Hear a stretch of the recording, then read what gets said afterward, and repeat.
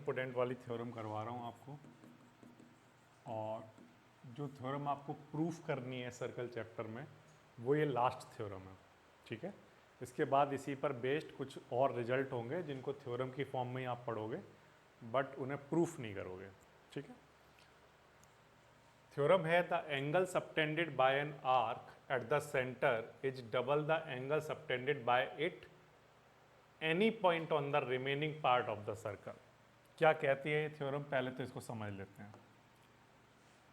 मान लो बच्चों ये एक सर्कल है, इस सर्कल का ये ओ सेंटर है, ठीक है, और इस सेंटर से हमने दो पॉइंट बनाए हैं, पॉइंट ए और पॉइंट बी, है ना। जैसे ही मैंने यहां पर बच्चों पॉइंट ए पॉइंट बी बनाया तो आपने देखा यहां पर एंगल बन गया, एक सेंटर पर एक एंगल क्रिएट हो गया, है ना।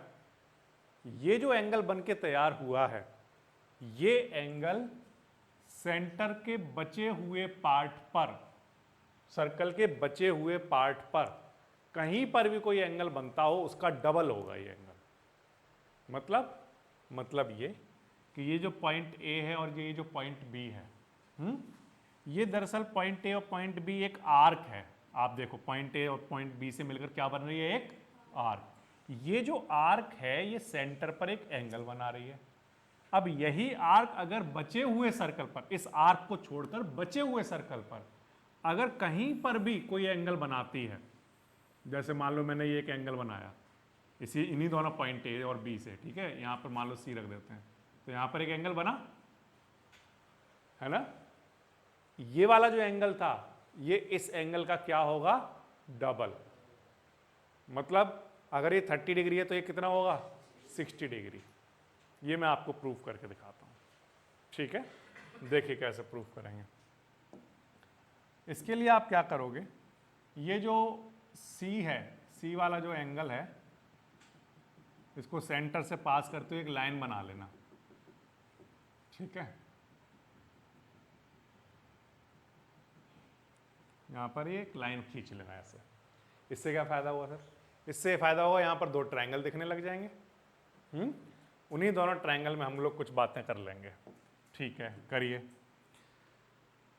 ये जो पॉइंट ओ है, पॉइंट ओ से लेकर सी तक ये क्या है, रेडियस। क्या है, ओ से लेकर बी तक ये भी क्या है, एक रेडियस। तो इस ट्रायंगल ओ बी सी में अगर ये भी रेडियस है ये भी रेडियस है, यानी ये साइड इक्वल है इस साइड के, तो मैं ये कह रहा हूं कि इनके जो ये अपोजिट एंगल हैं ये भी आपस में इक्वल रहे होंगे। ये बात आती है आपको समझ में, ठीक। इन एंगल के अपने कन्वीनियंट के लिए कुछ नाम रख रहा हूं, जैसे 1 2 3 4, यहां पर भी कुछ 5 6, अपने कन्वीनियंट के लिए मैंने ऐसा लिख लिया, ठीक है। तो बच्चों कौन से ट्रायंगल की बातें हो रही हैं, सबसे पहली बात तो हो रही है यहाँ पर कुछ तो पहले हमें लिखना पड़ेगा, क्या, पहले तो कुछ गिवन की बातें कर लेंगे। गिवन की अगर हम बात करें तो एक सर्कल है हमारे पास जिसका सेंटर O और हमने माना है जिसकी रेडियस है R, ठीक है। प्रूफ क्या करना है हमें, प्रूफ हम ये करना चाहते हैं कि ये जो आर्क है, आर्क कौन सी आर्क, AB, ये जो आर्क AB है ये जो सेंटर पर एंगल बना रही है, कौन सा एंगल, एंगल AOB, ये क्या रहा होगा, ट्वाइस, डबल, किसका, एंगल ACB का। ये हम प्रूफ करना चाहते हैं, ठीक है, प्रूफ कर देंगे। यहां पर लिखना चाहिए मुझे टू प्रूफ, टू प्रूफ, ठीक। अब प्रूफ करना आसान है, कैसे, देखिए सबसे पहले मैंने आपसे कहा कि इस ट्रायंगल OBC में, ट्रायंगल OBC में ध्यान से देखना OC और OB आपस में इक्वल हैं, क्यों, रेडियाई ऑफ सेम सर्कल,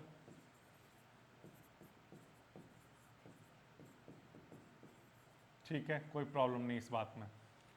इसके बाद आगे की बात ये है कि अगर ये दोनों साइड इक्वल हैं तो एंगल 1 और 3 आपस में इक्वल रहे होंगे। एंगल 1 इक्वल्स टू एंगल 3, क्यों? Angle opposite to equal side, angles opposite to equal sides. कोई डाउट ही नहीं है इसमें तो, बिल्कुल ये तो पढ़ के आए हैं हम कहीं, साइड इक्वल हो तो उनके अपोजिट एंगल आपस में इक्वल होते हैं। ठीक, अब एक बार फिर से एक और ट्रायंगल आपको दिखाई दिया AOC। इस ट्रायंगल में OC रेडियस है, OA भी क्या है? रेडियस। ठीक, तो मैं ये कह रहा हूं कि एंगल 4 और एंगल 2 आपस में इक्वल हो चुके होंगे। कौन से ट्रायंगल की बातें चल रही हैं? OAC। इसमें बताइए क्या क्या इक्वल? OA और OC आपस में इक्वल। रीजन फिर से वही सेम है, रेडियाई ऑफ सेम सर्कल की बातें हैं। और अगेन अगर ये दोनों साइड इक्वल हैं तो एंगल 2 और 4 आपस में इक्वल होने चाहिए। अगेन ये फिर से क्या हैं? Angle opposite to equal side.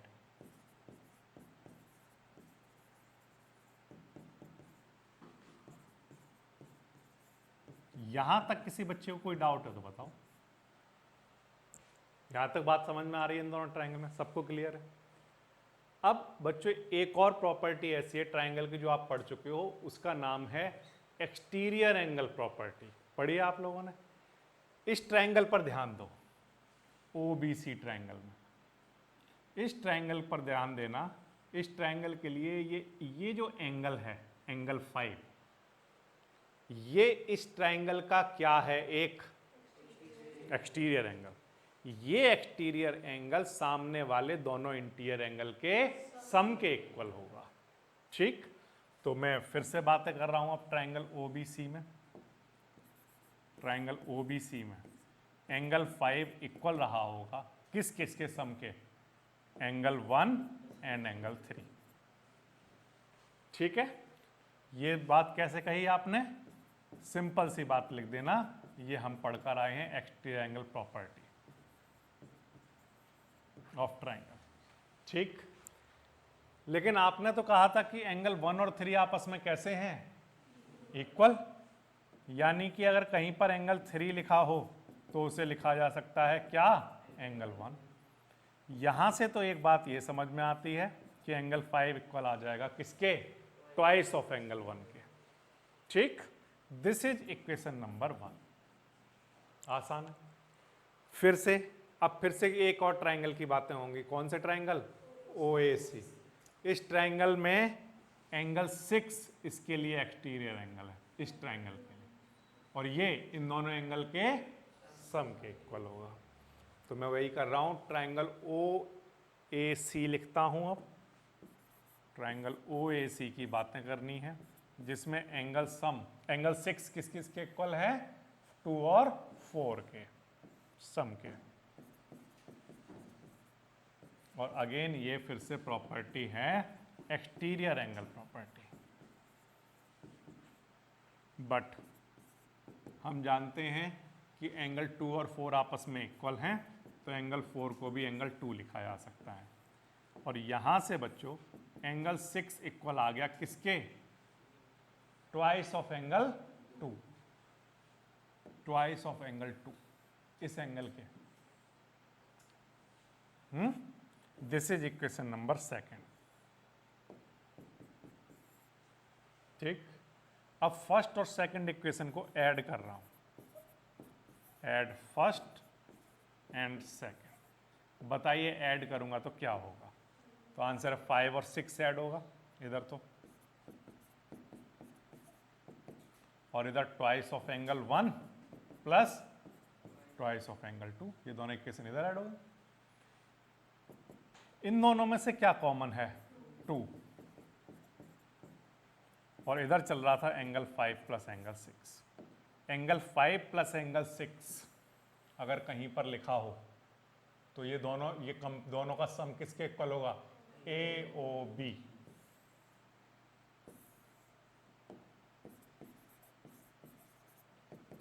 Twice angle 1 और 2 का सम अगर कहीं पर लिखा हो तो ACB ये एंगल बन जाता है।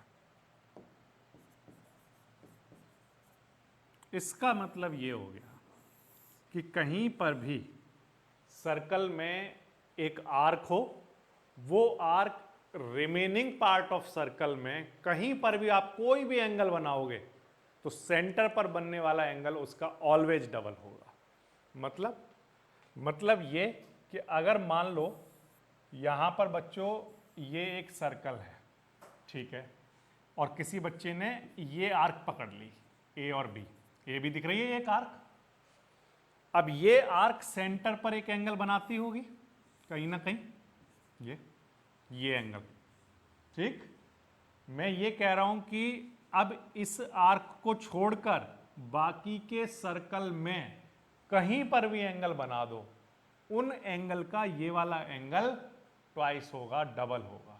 मतलब ये कि देखो मैंने यहां पर एंगल बनाया, इसका भी डबल है। मैंने यहां पर एंगल बनाया, इन्हीं से चलूंगा, ए और बी से, देख ध्यान रखना, ए और बी से ही बनेंगे अब सारे एंगल। इसका भी डबल होगा और इसका भी डबल होगा, और सर इसका भी डबल होगा, और सर मैं और कहीं बना दूं तो बना दूं। जहां भी आप बनाओगे सब जगह जितने भी एंगल बनेंगे, इन सारे एंगल का ये सेंटर पर बनने वाला एंगल क्या है बच्चों बताइए, डबल। ठीक, ये रिजल्ट आपने यहां पर प्रूफ भी कर लिया, और इसी रिजल्ट पर बेस्ड आपकी एक्सरसाइज है एक बनाई हुई है, उसके सारे क्वेश्चन लगभग आप कर पाओगे अगर आपको ये चीज समझ में आ गई। कैसे कर दी सर ये, देखो क्या करना, एक सर्कल बनाना, उस सर्कल में एक आर्क कंसीडर कर लेना। आर्क का नाम बताइए क्या है, हमने क्या कंसीडर किया है, आर्क का नाम क्या है, आर्क ए बी। जब भी आर्क लिखो उसको ऐसे लिखा जाता है, बट मैंने यहां पर आर्क ए बी लिख दिया है, कोई बच्चा ऐसे लिखना चाहे दैट इज ओके। ये जो आर्क ए बी है, ये जो सेंटर पर एंगल बना रही है, इस एंगल को प्रूफ करना है कि यहां पर रिमेनिंग पार्ट ऑफ सर्कल में बनने वाला एंगल का वो डबल है। ठीक है, क्या कर दिया, यहां से एक लाइन लेकर आया, उससे पास करती हुई दो ट्रायंगल बन गए। इन दोनों ट्रायंगल में क्योंकि ये दोनों रेडियस हैं तो ये दोनों एंगल इक्वल होंगे, ये दोनों रेडियस हैं यानी साइड इक्वल हैं तो ये दोनों एंगल इक्वल होंगे। ठीक, फिर एक्सटीरियर एंगल प्रॉपर्टी से एंगल 5 इक्वल होगा 1 और 3 के सम के, बट 1 और 3 तो आपस में इक्वल है, तो 3 को क्या लिख दोगे, एंगल 1, तो यहां से एंगल 5 ट्वाइस आ जाएगा। ऐसे ही एंगल 6 2 और 4 के सम के इक्वल है, बट 2 और 4 तो आपस में इक्वल है, तो एंगल 4 को क्या लिख दोगे, एंगल 2, तो ये एंगल 6 एंगल 2 के ट्वाइस आ जाएगा। दोनों इक्वेशन को जैसे ही आप ऐड करोगे तो वहां से निकल कर आ जाएगा ये एंगल इस एंगल का ट्वाइस। समझ आ गई बात आपको, ठीक। अब बच्चों एक और वेरी इंपॉर्टेंट वाली बात, angle in the same segment of circle are equal. अब ये बात सभी बच्चों को समझ में आ जाएगी और आ भी चुकी है, ऑलरेडी आ चुकी है। मतलब देखो ये एक सर्कल है, ठीक है, सेगमेंट टर्म समझते हो, मैंने चैप्टर जब स्टार्ट किया था तब आपको सेक्टर और सेगमेंट दो बातें बताई थी। सेक्टर वो ज्योमेट्री होती है जो रेडियस और आर्क से मिलकर बनती है, सेगमेंट वो ज्योमेट्री होती है जो कॉर्ड और आर्क से मिलकर बनती है। ठीक, तो बच्चों मैं यहां पर एक आर्क बना दूं, मान लो ए और पी, ठीक है, ये अभी क्या है, एक आर्क, लेकिन अगर मैं ए से बी ज्वाइन कर दूं तो ये क्या बन गया, एक सेगमेंट। ठीक, यहां तक बात आ गई समझ में। तो ये एक सेगमेंट ये है जिसे आप माइनर सेगमेंट कहते हो, एक सेगमेंट ये है जिसे आप मेजर सेगमेंट कहते हो। ठीक, मैं ये कह रहा हूं कि मेजर सेगमेंट के अंदर जितने भी एंगल बनाओ आप, वो सब आपस में इक्वल होते हैं। कैसे सर, देखो आप ये बात तो मानते हो कि ये एक आर्क है ए बी और ये सेंटर पर कहीं ना कहीं एंगल बनाता होगा, कुछ एंगल ए ओ बी।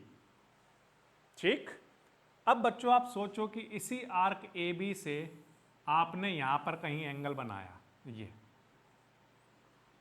ये सेंटर पर बनने वाला एंगल इस एंगल का क्या होगा, बोलिए, twice. Angle a o b twice है किसके, एंगल ए सी बी के। क्यों? अभी अभी एक थ्योरम पढ़ी है।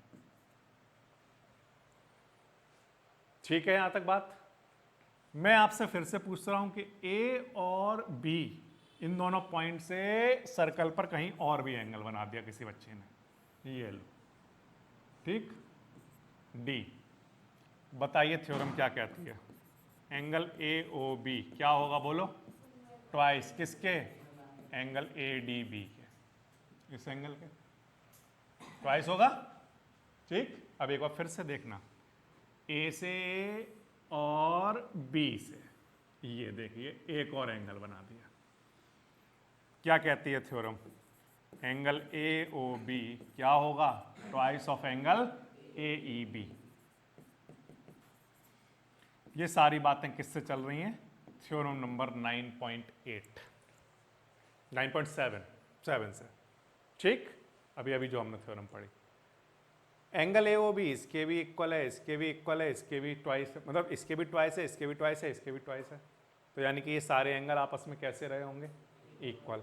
और ये सारे एंगल पर अगर बच्चे ध्यान से देखें तो ये सारे के सारे एंगल कहाँ बने हुए हैं? तो आंसर है ये सारे के सारे एंगल सेम सेगमेंट में बने हुए हैं। ध्यान दें, कहाँ बने हुए हैं? सेम सेग, एक ही सेगमेंट में बने हुए हैं, इधर वाले में नहीं, इधर वाले में। ये सारे एंगल आपस में कैसे होंगे? इक्वल। हजारों एंगल बना दें तो सब इक्वल। क्यों? क्योंकि सेंटर पर बनने वाला एंगल उन सब का क्या होगा? ट्वाइस। तो यानी कि वो सब आपस में इक्वल। ये बात समझ आई आपको? और क्या सर इधर बनने, अगर मान लो सर ये वाली आर्क ली जाए, और यहां पर जो एंगल बनेंगे उनका क्या? तो आंसर है ये भी सब आपस में कैसे होंगे? इक्वल। ये वाले इनके इक्वल नहीं, ये वाले सब आपस में इक्वल होंगे, क्योंकि ये angle in the same segment है। तो इस सेगमेंट के बनने वाले सारे एंगल इक्वल होंगे, इस सेगमेंट के बनने वाले सारे एंगल इक्वल होंगे। क्लियर हो गई बात आपको? ठीक है। अच्छा, तो अगर आपको ये बात समझ में आ गई तो अब आपको एक दो छोटी छोटी सी बातें और हैं जो बड़े आसानी से समझ में आ जाएंगी।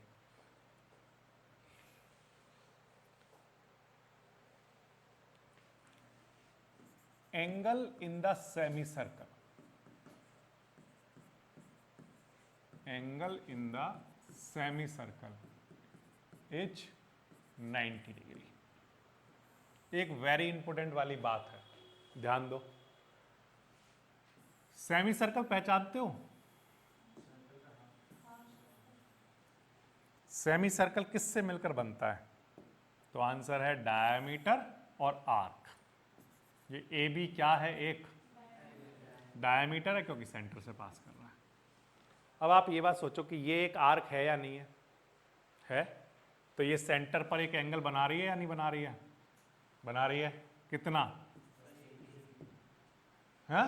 तो ये आर्क को छोड़कर रिमेनिंग पार्ट में कहीं पर भी कोई एंगल बनाया जाएगा, वो एंगल का ये एंगल क्या होगा?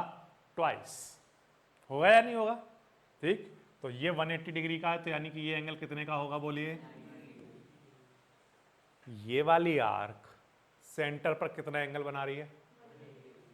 तो इस सर्कल में इस वाली आर्क को छोड़कर अब जितने भी एंगल बनेंगे वो सब इसका क्या होंगे? हाफ। फिर से मान लो किसी बच्चे ने यहां एंगल बनाया, बताओ ये एंगल कितना होगा? 90 डिग्री का। क्यों? दोनों थ्योरम है, या तो इसका हाफ कह लो, या आप कोई बच्चा ये भी कह सकता है sir angle in the same segment, same segment में बन रहे हैं, है ना? तो ये 90 डिग्री है तो ये भी 90 डिग्री का होगा। और ये एंगल बन कहाँ रहे हैं? तो आंसर सर सेमी सर्कल में बन रहे हैं। बन रहे हैं नहीं बन रहे हैं? ये सारे एंगल कहाँ बन रहे हैं? यानी कि सेमी सर्कल में बनने वाले एंगल कितने डिग्री के होते हैं? Always 90 degree. प्रूफ करने की जरूरत ही नहीं है, ठीक। क्योंकि हम जानते हैं अगर कोई प्रूफ मांगे भी तो आप कह देना कि देखो ए ओ बी की वैल्यू कितनी है, कितनी है, और थ्योरम क्या पढ़ के आए हो कि ए ओ बी इक्वल होता है किसके? Twice of angle a c b. ये कितना है? 180 डिग्री। और इधर क्या चल रहा है? Twice of a c b. 2 divide में लाई है, तो एंगल ए सी भी कितना आ गया 90 डिग्री। ये प्रूफ है ना, ये थ्योरम हम पढ़कर आए।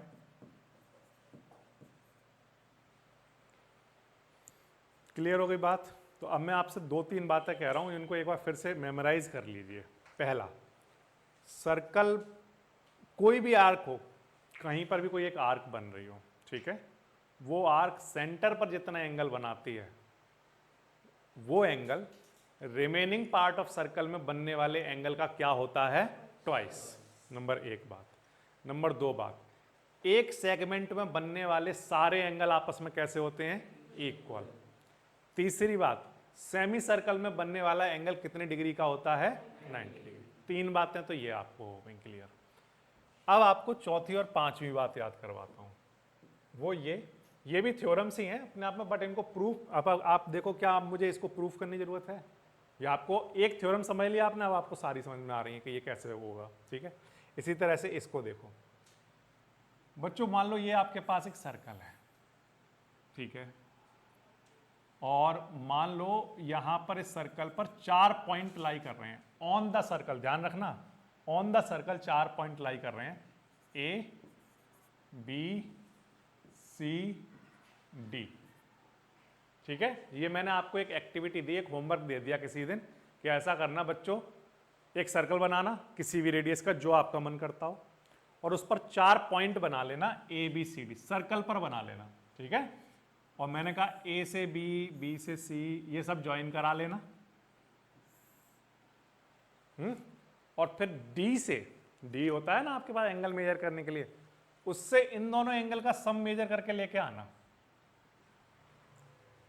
ठीक है। तो बच्चों ने सबने अलग अलग रेडियस के सर्कल बनाए, किसी ने 4 सेंटीमीटर का, किसी ने 5 का, किसी ने 6 का, किसी ने 7 का, अलग अलग तरह के बनाए, ठीक है। किसी का बड़ा क्वाड्रिलेटरल बनेगा जो बड़ी रेडियस का बनाएगा, किसी का छोटा बनेगा, लेकिन एक बात सब बच्चों में कॉमन थी, क्या, कि जब भी वो इन दोनों एंगल का सम कराते थे, अपोजिट एंगल का सम करा रहे थे, तो उनका सम का आंसर हमेशा कितना आ रहा था, 180 डिग्री। ये बात आ रही है आपको समझ में।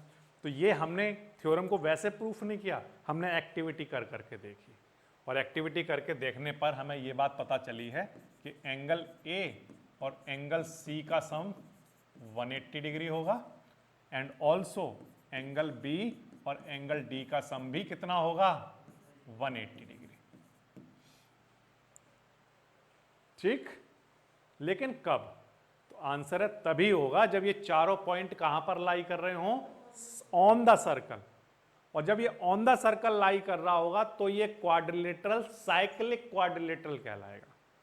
जब भी कोई क्वाड्रिलेटरल के चारों पॉइंट सर्कल पर लाई कर रहे हो, तब उस केस में वो क्वाड्रिलेटरल क्या कहलाता है, साइक्लिक क्वाड्रिलेटरल। तो हमने इसको ऐसे याद कर लिया कि साइक्लिक क्वाड्रिलेटरल के अपोजिट एंगल का सम कितना हुआ करता है, 180 डिग्री। ये बात आ गई समझ में। इसका कन्वर्स भी ठीक है। कन्वर्स मतलब, कन्वर्स का मतलब ये कि मान लो बच्चों ये ए बी सी डी ये एक क्वाड्रिलेटरल है, तो प्रूफ करके दिखाओ कि ये साइक्लिक है। साइक्लिक कब होता है, जब अपोजिट एंगल का सम, तो अपोजिट एंगल का सम अगर 180 डिग्री आ रहा है तो ये क्वाड्रिलेटरल साइक्लिक होगा। ऊपर क्या कह रहे थे आप, ऊपर आप ये कह रहे थे कि अगर ये साइक्लिक है तो अपोजिट एंगल का सम 180 होगा। अब क्या कह रहे हो, अपोजिट एंगल का सम 180 है तो ये क्या है, साइक्लिक। बात आ रही है आपको समझ में। तो ये 3-4 कुछ इंपॉर्टेंट बातें हैं, अगर किसी बच्चे को याद हैं, पता है, समझ ली हैं अच्छे से, तो नेक्स्ट एक्सरसाइज और लास्ट एक्सरसाइज बड़े आसानी से कर पाएगा, ठीक है। तो क्वेश्चन नंबर 1 पढ़ रहा हूं। क्वेश्चन में जब आप देखते हो तो आपको बुक में एक फिगर इस तरह का कुछ बना हुआ दिख जाता है, लाइक ऐसा ऐसा, ए सी, और ये वाली आर्क ए सी वाली जो है वो सेंटर पर भी कोई एंगल बना रही है, ठीक है। इतना ही, ये 60 डिग्री है, ये एंगल 30 डिग्री है और ये पॉइंट B है और ये D है। वो कह रहा है फाइंड ADC, छोटे बच्चों वाला आसान वाला क्वेश्चन। कैसे? अगर किसी बच्चे को थ्योरम समझ में आ गई है तो वो इस क्वेश्चन का आंसर फिगर में ही दे देगा। कैसे सर? ये AC क्या है? एक आर्क। ये AC आर्क सेंटर पर बना रही है एक एंगल। कितने एक डिग्री का? कितने का? 90 डिग्री का। तो बताइए यही आर्क अब रिमेनिंग पार्ट ऑफ सर्कल में जब एंगल बनाएगी तो ये एंगल का क्या होगा? यहां पर बनने वाले एंगल का हाफ। यानी कि अगर ये 90 डिग्री है तो ये कितना? 45। छोटे बच्चों वाला हो गया क्वेश्चन खत्म। समझ आ गए? क्योंकि थ्योरम समझ में आ गया इसलिए फटाफट से समझ आ गया। तो मैं वही यहां पर बोर्ड पर लिख रहा हूं, एंगल AOC, एंगल AOC दो एंगल के सम के इक्वल है। 60 + 30 कितना? 90 डिग्री। और फिर साथ में ये वाली बात भी कहूंगा कि एंगल AOC ट्वाइस रहा होगा किसका? एंगल ADC का। ठीक? एंगल AOC पता है 90 degree, twice of angle ADC, ऐसे ही ठीक है। 2 डिवाइड में लाइए 45 डिग्री। एग्जाम में भी ऐसे ही लिख कर आना जैसे मैंने लिख कर दिया। बस एक काम और करके आना है वहां पर, जो कि मैं यहां पर नहीं कर रहा हूं। थ्योरम नंबर आपको 9.7 लिखनी है यहां पर। ठीक है? मतलब ये वाला जो स्टेटमेंट है जो मैंने आपको यहां लिख कर दिया है, ये आपको वहां पर लिखना पड़ेगा। ठीक है? जो कि मैं यहां पर रिपीट नहीं कर रहा हूं, आपको यहां लिखनी है।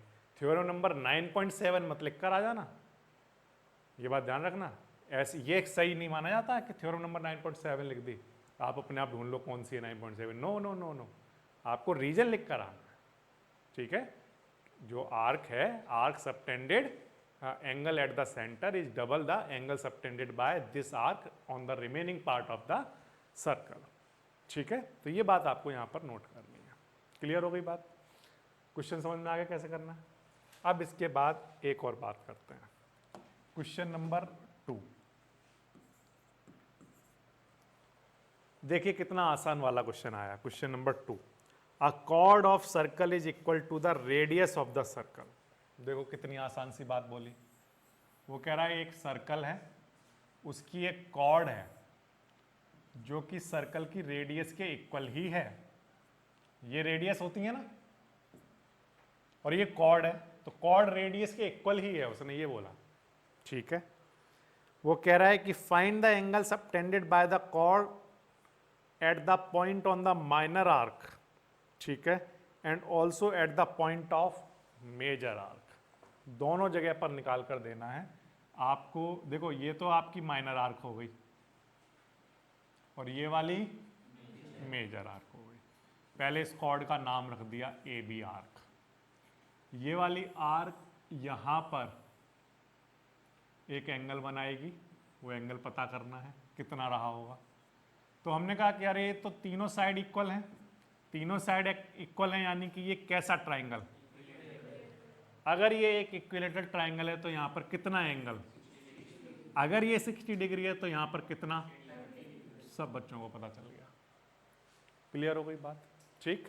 तो वही बात मैं यहां पर बोर्ड पर लिख रहा हूं कि क्योंकि AO, कौन से ट्राइंगल की बात कर रहा हूं? AOB की।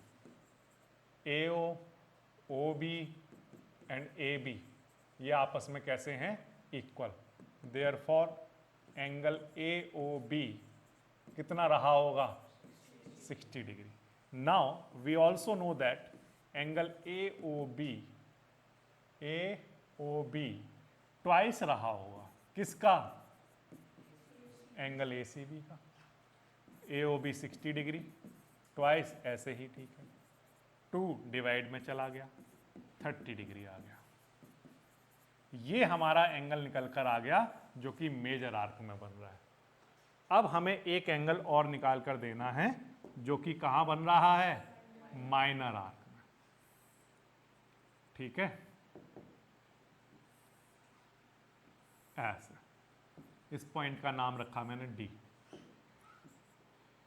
ठीक है बच्चों, बच्चों ए बी सी डी ये सब कहां पर लाई कर रहे हैं पॉइंट? सर्कल पर। कहां पर लाई कर रहे हैं?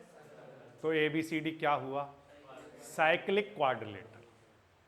साइक्लिक क्वाड्रिलेटरल के अपोजिट एंगल का सम कितना हुआ करता है? 180 डिग्री। ठीक है, तो ए बी, या मैं सिंपली लिख देता हूं, अंडरस्टूड है, a b c d is a cyclic quadrilateral. Figure से वो एग्जामिनर चेक कर लेंगे कि हाँ बात सही है। और फिर इसलिए मैं ये कह रहा हूं कि एंगल सी और एंगल डी का सम कितना? देयरफॉर, ठीक है, एंगल सी आपने मुझे निकाल कर सिखाया 30 डिग्री, एंगल डी जानना चाहता हूं, एंगल डी कितना? 180 माइनस 30 यानी कि 150 डिग्री। ठीक है, क्या है इस क्वेश्चन में? कुछ भी नहीं है, ये तो आसान है। कॉर्ड इक्वल है रेडियस के, ठीक है, इक्विलेटरल ट्रायंगल हो गया। ये कितने का हुआ? ये 60 है, तो ये 30 है, तो अपोजिट एंगल का सम 180 होता है, तो ये कितना? फिगर में ही हो जाएगा। समझ आ रही है बात आपको? कोई भी सपना साकार करने के लिए सबसे जरूरी है सही कोच का होना। चुनिए जीएस क्लासेस को और करें अपने बोर्ड एंड जेईई का सपना साकार। Download the app now.